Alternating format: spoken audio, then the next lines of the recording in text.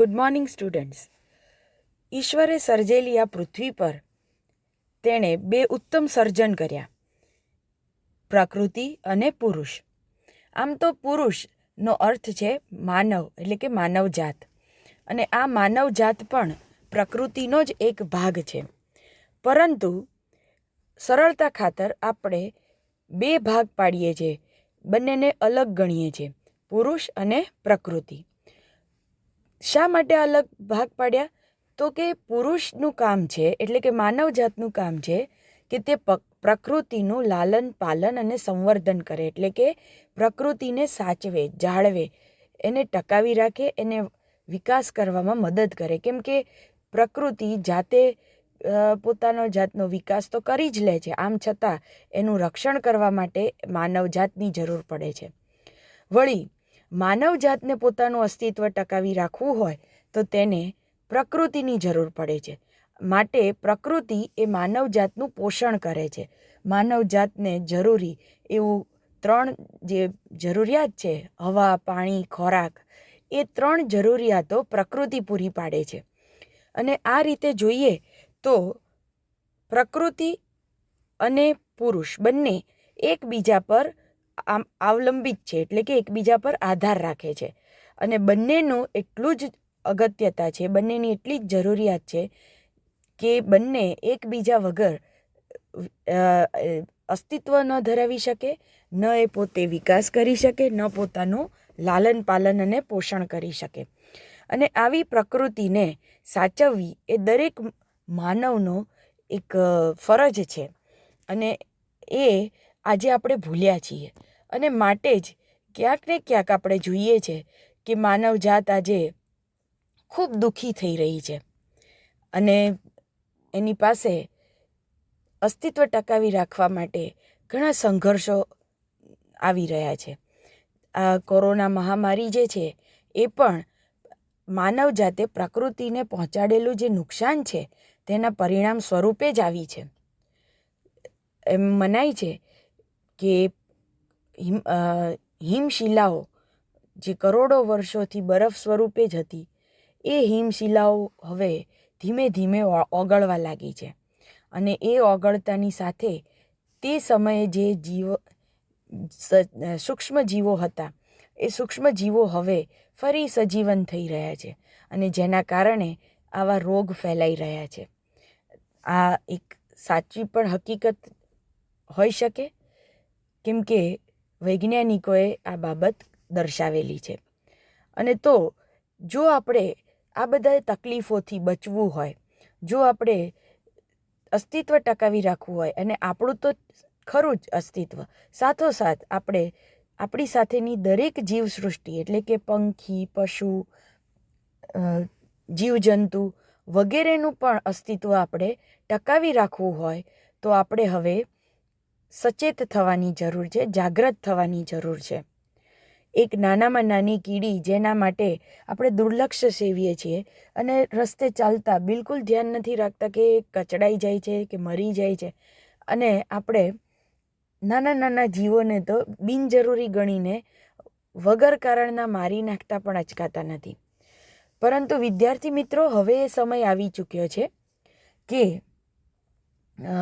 તમે એક નાનકડી કીડીને પણ મારતા પહેલાં વિચાર કરવો પડે, અને એ સમજવું પડે કે નાનામાં નાની કીડી પણ આપણી આ જે જીવનચક્ર છે, જે તમે લાઈફ સાયકલ કહો છો, સાયન્સમાં તમે ભણ્યા હશો કે દરેક નાના જીવને પોતાનો ખોરાક બનાવીને મોટો જીવ આશ્રય પામે છે, પોષણ પામે છે.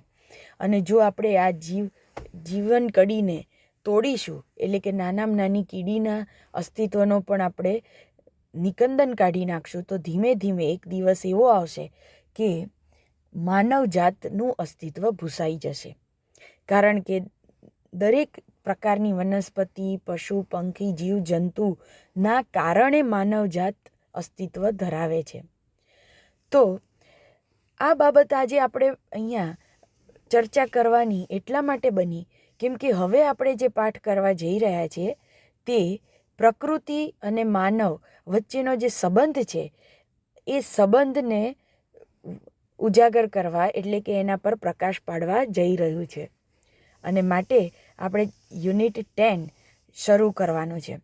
હવે યુનિટ 10 શરૂ કરવા પહેલાં હું જરૂર ઈચ્છીશ કે આપણે આપણી આસપાસની જે આ સુંદરતમ નયનરમ્ય જે પ્રકૃતિનું સર્જન ઈશ્વરે કર્યું છે એ ઈશ્વરની રચેલી સમગ્ર સુંદર સૃષ્ટિને ના માટે આપણને એક પ્રશંસા થવી જોઈએ. કેમ કે જ્યારે તમે કોઈ વસ્તુને પ્રશંસા કરો છો એનો અર્થ થાય છે કે તમને એ વસ્તુ અત્યંત પ્રિય બને છે અથવા પ્રિય છે. અને જ્યારે કોઈ વસ્તુ પ્રિય હોય તો આપણે એને નુકસાન ન જ પહોંચાડી શકીએ. અને આપણે હંમેશા એવું ઈચ્છીએ કે આની સુંદરતા એમને એમ બની રહે. અને માટે આ પ્રકૃતિની સુંદરતાના પહેલાં તો પ્રશંસક કે પ્રેમી બનવું જરૂરી છે. તો તેના માટે એક સુંદર મજાની રચના હું આપની સમક્ષ રજૂ કરું છું. અસ્તુ.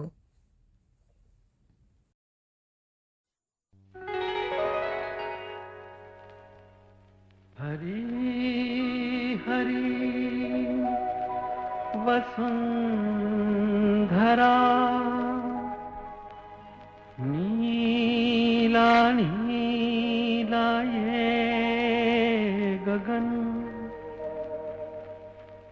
નીલા નીલા યે ગગન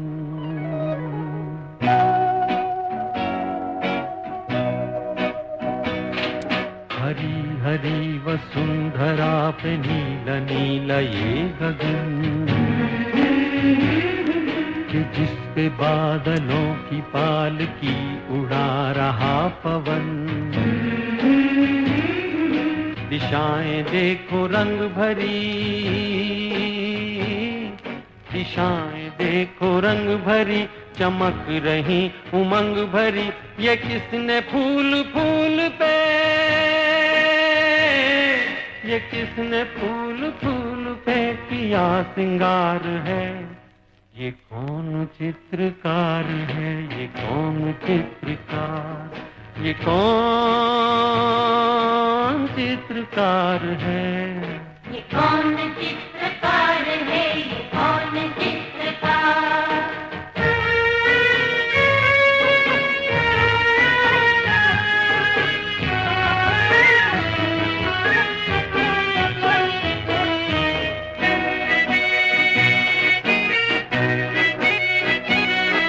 तपस्वियों सी हैं अटल ये पर्वतों की चोटियां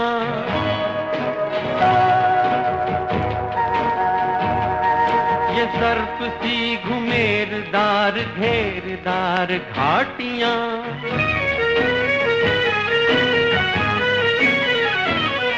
ध्वजा से ये खड़े हुए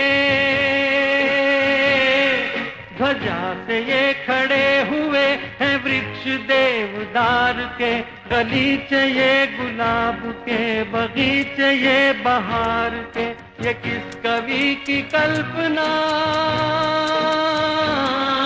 ये किस कवि की कल्पना का चमत्कार है ये कौन चित्रकार है ये कौन चित्रकार ये कौन चित्रकार है ये कौन चित्रकार है ये कौन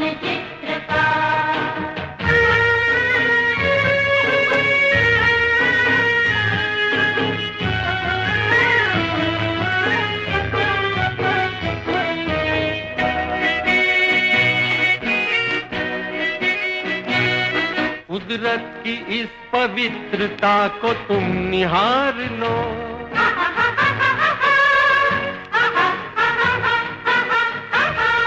इसके गुणों को अपने मन में तुम उतार लो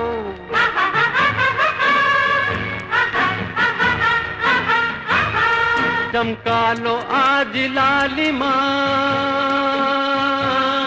चमका लो आज लालिमा अपने ललाट की कण कण से झांकती तुम्हें छवि विराट की अपनी तो आंख एक है अपनी तो आंख एक है उसकी हजार है ये कौन चित्रकार है, ये कौन चित्रकार, ये कौन चित्रकार है, ये कौन चित्रकार है, ये कौन चित्रकार।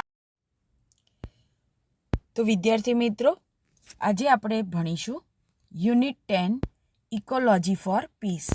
ઇકોલોજીનો અર્થ થાય છે biology that studies the relationship between human beings and other living things or the relationship between different living beings. એટલે કે જુદા જુદા સજીવો વચ્ચે રહેલા સંબંધોનો જે અભ્યાસ કરે છે તે બાયોલોજીની બ્રાન્ચને ઇકોલોજી કહે છે. અને એટલે કે પર્યાવરણનો અભ્યાસ એવું સામાન્ય અર્થમાં કહી શકાય.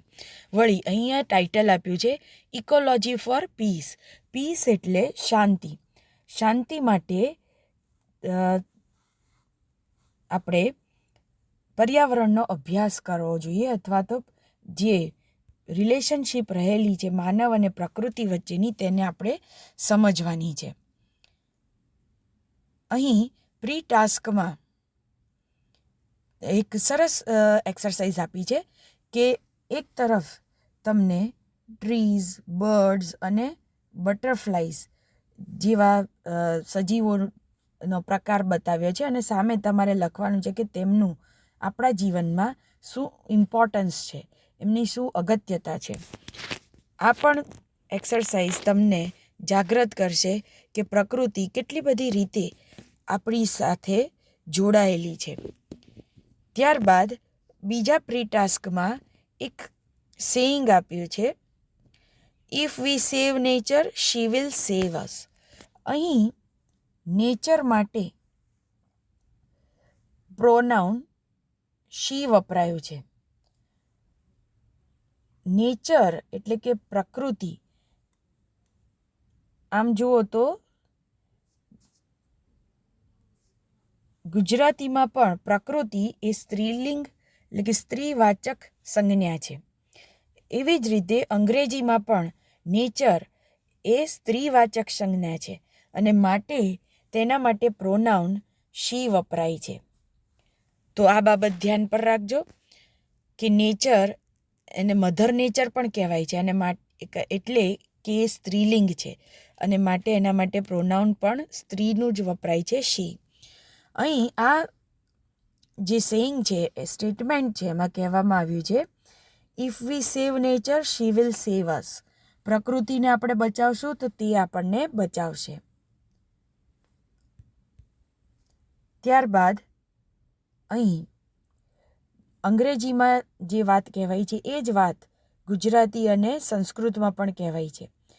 અહીં આ આપવાનું કારણ એ છે કે અહીં દર્શાવવા માગીએ છીએ કે દરેક સંસ્કૃતિમાં, દરેક ભાષામાં, દરેક સાહિત્યમાં પ્રકૃતિનું મહત્ત્વ તો દર્શાવાયેલું જ છે, સ્વીકારાયેલું જ છે. Sing this lines in chorus. Chorus એટલે સમૂહમાં ગાવું, સમૂહ ગાન, એને કોરસ કહેવાય. પરંતુ અત્યારે તો સમૂહ ગાન શક્ય નથી, સોશિયલ ડિસ્ટન્સિંગ. તો આપણે એને વાંચન કરીશું. ઈશનું રાજ્ય છે આખું જે આ અવની વિશે. વિશે એટલે માટે અને અવની એટલે ધરતી. આ ધરતી પર, આ ધરતી માટે જે કંઈ બનેલું છે તે સમગ્ર ઈશનું રાજ્ય છે, એટલે કે ઈશ્વરની બનાવેલી આ સૃષ્ટિ છે. અને એનો નિયમ શું છે? ત્યાગીને ભોગવી જાણો, એટલે કે ત્યાગ કરીને ભોગવો. હવે અહીંયા વિરોધાભાસી બાબતો સમજાવવામાં આવી છે. ભોગવવાનો અર્થ થાય છે એનો ઉપયોગ કરવો, અને ભોગવવા માટે કોઈ પણ બાબતનો ઉપભોગ કરવા માટે, તેનો ઉપયોગ કરવા માટે એ વસ્તુને વાપરવી પડે, આપણી પાસે હોવી જોઈએ. જ્યારે અહીં તો કહેવામાં આવ્યું છે કે એનો ત્યાગ કરો. તો આ કઈ રીતે શક્ય છે? આ પંક્તિને સમજવા માટે હું તમને એક ઉદાહરણ આપીશ. તમને ઘણા દિવસથી ઈચ્છા થતી હોય કે મારે એક પ્રકારની ઉત્તમ પ્રકારની ચોકલેટ ખાવી છે અને તમે દુકાનમાં જઈને હોંશે હોંશે એ ચોકલેટ ખરીદો છો અને તમે દુકાનમાંથી જેવા બહાર નીકળો છો અને એમ વિચારતા હોય છે કે જલ્દી ઘરે પહોંચીને હું આ ચોકલેટ ખાઈ જાઉં અને એક સાથે ખાઈ જાઉં. ખૂબ તમને એની ઈચ્છા થઈ છે ખાવાની. અને જેવા તમે દુકાનમાંથી બહાર નીકળો છો અને ફાટેલા તૂટેલા કપડાં પહેરેલો મેલો ઘેલો નાનકડો બાળક તમને જોવા મળે છે, ગરીબ છે, એ તમારી સામું કંઈક આશાથી જોઈ રહે છે અને તમને થાય છે કે આ ચોકલેટ મારે એને આપી દેવી જોઈએ, કેમ કે હું તો પછી પણ ક્યારેક ચોકલેટ ખાઈ શકીશ. પણ આજે આ બાળક જ્યારે મારી સામે આવીને ઊભું છે ત્યારે આ બાળકને મારે ચોકલેટ આપી દેવી જોઈએ અને તમે એ ચોકલેટ એને આપી દો છો. ખરેખર એ વસ્તુથી તમે છૂટા પડો છો. જે વસ્તુ તમને બહુ જ ઈચ્છા હતી, તમારે બહુ જ ક્રેવિંગ હતું, એટલે કે એને ખાવા માટે તલબ હતી, એ છતાં તમે એ વસ્તુ એ નાના બાળકને, ભિખારી બાળકને આપી દો છો અને છતાં તમે ખુશ થાઓ છો. એટલે આમ જુઓ તો તમે તમારી વસ્તુ જે તમને અત્યંત પ્રિય હતી, બહુ જ ઈચ્છા હતી, એનાથી દૂર થાઓ છો, એને તમે ત્યાગી દો છો, છતાં આનંદ છે. અને એ આનંદ પાછો કેવો છે? કદાચ એ ચોકલેટ ખાવાથી જે આનંદ મળ્યો હોત એના કરતાં અલગ જ આનંદ છે, એના કરતાં વધુ આનંદ તમને એનો ત્યાગ કરવામાં તમને મળ્યો છે. અને વિદ્યાર્થી મિત્રો, આ જ જીવનનો ખરેખર સાચો મંત્ર છે, જીવન જીવવાની સાચી રાહ છે. આપણી પાસે ઈશ્વરે ઘણું બધું આપ્યું હોય છે, એની કદર કરીને હંમેશા ત્યાગ વૃત્તિ જો આપણે રાખીએ તો અચૂક આપણે વધુ સુખનો આનંદ મેળવી શકીએ. એ આ કાવ્યની પંક્તિમાં સમજાવ્યું છે. અને ત્યાર પછીનો જે અડધું અધર હાફ જે છે પંક્તિનો જે બીજો અડધો હિસ્સો છે, માં વાંછો ધન અન્યનું, એ બહુ સરસ વાત કહી છે. જો માણસ બીજાના ધનની લાલસા કર્યા વગર પોતાની પાસે જે ધન છે એને જ માણીને સુખી રહે અને એમાં પણ ત્યાગ વૃત્તિ રાખે તો ખૂબ આનંદિત રહી શકે છે. તો ખૂબ સરસ એક વિચાર સાથે આ વાત કહેવામાં આવી છે. અને અત્યારની જે પરિસ્થિતિ આપણે ભોગવી રહ્યા છીએ, હેરાન પરેશાન માનવજાત થઈ રહી છે, જો આ પંક્તિનો અમલ દરેક વ્યક્તિ કરવા લાગે તો આ પૃથ્વી સ્વર્ગ બની જાય અને કોઈને કોઈ દુઃખ રહે નહીં. ત્યાર પછી એક સંસ્કૃત શ્લોક, બહુ જાણીતો શ્લોક આપ્યો છે. સર્વે ભવંતુ સુખિનઃ સર્વે સંતુ નિરામય. બધા સુખી થાય, બધા જ રોગમુક્ત હોય. સર્વે ભદ્રાણી પશ્યંતુ માં કશ્ચિત દુઃખમ આપનુયાત. મીન્સ કે કોઈને પણ બધાનું કલ્યાણ કરજો અને કોઈને પણ કોઈ પણ પ્રકારનું દુઃખ ન રહે તેવી શુભ ભાવના દરેકના મનમાં હોવી જોઈએ. અને માટે જ આ શ્લોક પણ આ રોજે રોજ સ્કૂલમાં બોલાતી પ્રાર્થનામાં પણ હોય છે, જેથી તમને એટલે કે વિદ્યાર્થીઓને, બાળકોને, સમગ્ર માનવોને એક એવો ભાવ જાગે છે કે બધાનું કલ્યાણ આપણે ઈચ્છવું જોઈએ, માત્ર પોતાનું કલ્યાણ ઈચ્છીને સ્વાર્થી ન બનવું જોઈએ. ત્યારબાદ હવે આપણે પાઠની શરૂઆત કરીએ.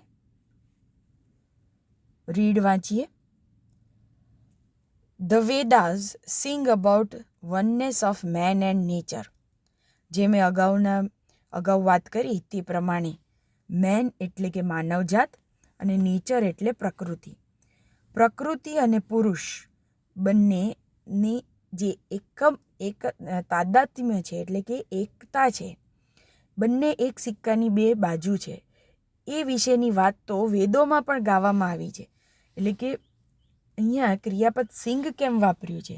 કેમ કે તમે બધા જાણો છો કે વેદ એક કાવ્યમાં લખાયેલો ગ્રંથ છે અને માટે એ ગાઈને વંચાતો હતો અને એટલે અહીંયા ક્રિયાપદ વાપર્યું છે કે સિંગ. વેદો પણ જેના ગુણગાન ગાય છે એ માનવ અને પ્રકૃતિ વચ્ચેની એકતાની વાત આ પાઠમાં કરવામાં આવી છે. The idea expressed in ancient texts have universal value. Universal એટલે જે શબ્દ આવ્યો યુનિવર્સ પરથી, યુનિવર્સ એટલે વિશ્વ અને એના પરથી એડજેક્ટિવ, આ નાઉન છે, યુનિવર્સ એટલે વિશ્વ નાઉન છે, અને એને AL પ્રત્યે લાગીને એડજેક્ટિવ બન્યું યુનિવર્સલ એટલે કે વૈશ્વિક, અને વેલ્યુ એટલે ઇમ્પોર્ટન્સ, એનું મહત્વ.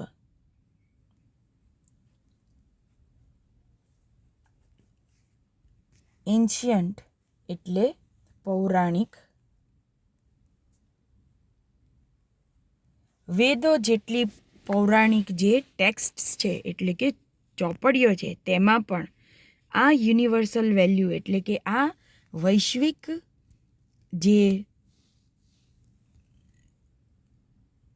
વેલ્યુ છે તેના ગુણગાન કરવામાં આવ્યા છે. આ આઈડિયા, આ વિચારને પ્રસ્તુત કરવામાં આવ્યો છે.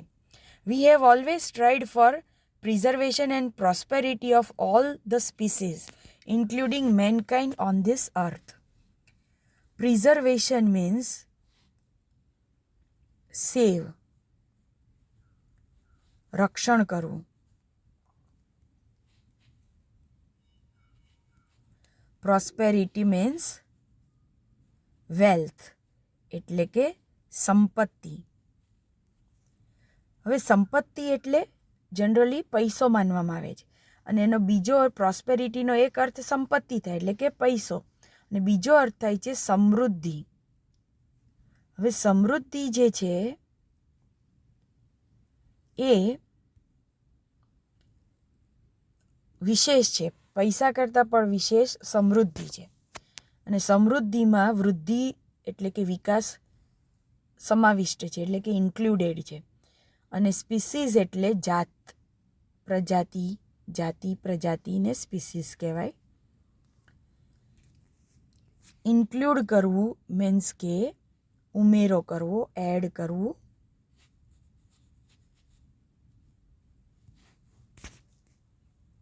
તો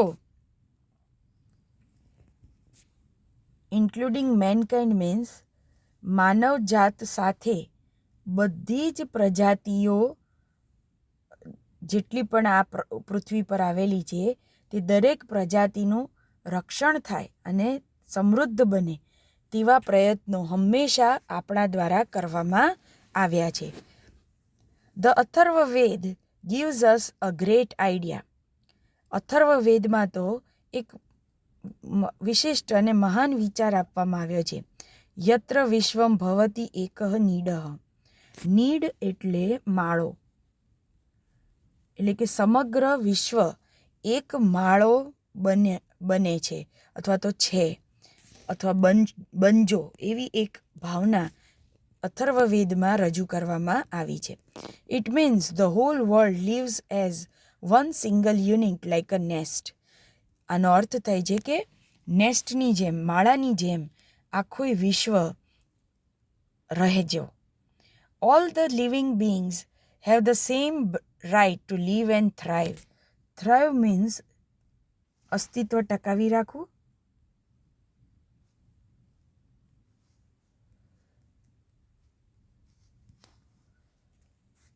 આ સમગ્ર વિશ્વમાં અને આ સમગ્ર પૃથ્વી પર જેટલા પણ સજીવો રહે છે તે દરેક સજીવોનો સમાન હક છે કે તેઓ અહીંયા રહી પણ શકે અને પોતાની અસ્તિત્વ ટકાવી શકે.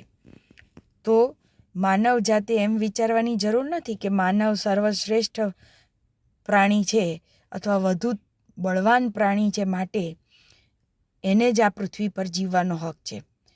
પરંતુ આ વાક્ય કહે છે કે આ પૃથ્વી પર દરેક સજીવને રહેવાનો અને પોતાની જાતને ટકાવી રાખવાનો અધિકાર છે.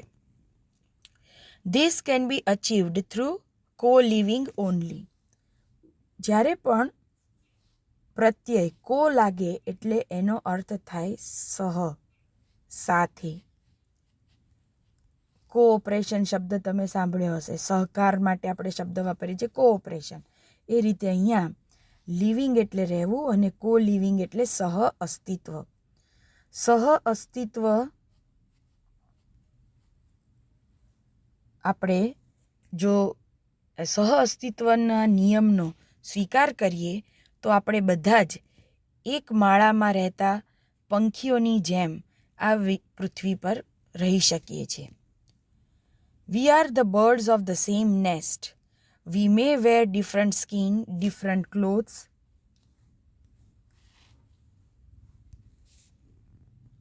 speak different languages, believe in different religions, belong to different cultures, yet we share the same home, our earth.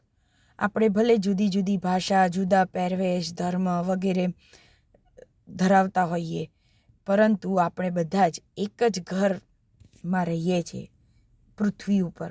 આવી વૈશ્વિક ભાવનાનો વિકાસ કરવાની જરૂર હવે જણાઈ રહી છે. Born on the same planet, covered with the same sky, gazing at the same stars, breathing the same air, we must learn to progress and prosper together happily or perish together miserably. બહુ સરસ વાત અહીંયા કહેવામાં આવી છે. એક advice, માનવ જાતને warning પણ કહી શકાય અથવા તો સલાહ પણ કહી શકાય કે જ્યારે આપણે સેમ પ્લેનેટ પર રહીએ છીએ, એટલે કે એક જ ગ્રહ પર રહીએ છીએ, એક જ આકાશને આપણે એક જ આકાશ નીચે રહીએ છીએ, ગેઝિંગ એટલે કે જોઈ રહ્યા છીએ, એક બધા જ સમાન રીતે આપણે તારાઓને જોઈ રહ્યા છીએ. જે શ્વાસમાં આપણે હવા લઈએ છીએ, હવા પણ સમાન છે, બધા માટે સમાન રીતે વહે છે. તો જો પ્રકૃતિએ આપણી વચ્ચે કોઈ બાઉન્ડ્રી એટલે કે કોઈ સરહદ નક્કી નથી કરી, તો શા માટે માનવે આ રીતે સરહદ નક્કી કરીને અંદર ઝઘડવું જોઈએ? અને માટે આપણે શીખવું જોઈએ કે જો આપણે પ્રોગ્રેસ કરવો હોય, એટલે કે વિકાસ કરવો હોય, પ્રોગ્રેસ એટલે વિકાસ અને પ્રોસ્પર એટલે કે સમૃદ્ધ થવું હોય, પ્રોસ્પર એટલે સમૃદ્ધ થવું. જો આપણે વિકાસ કરવો હોય, સમૃદ્ધ થવું હોય સાથે, તો સુખેથી આપણે સાથે રહીને વિકાસ કરી શકીએ અને સમૃદ્ધ થઈ શકીએ. અને જો માનવજાત નહીં સમજે તો બીજો આપણી પાસે વિકલ્પ એક જ બચે છે, પેરિશ ટુગેધર મિઝરેબલી. પેરિશ મીન્સ રૂઇન થઈ જવું, ડિસ્ટ્રોય થઈ જવું, વિનાશ લાવવો. અને મિઝરેબલી એટલે અત્યંત ભયજનક રીતે.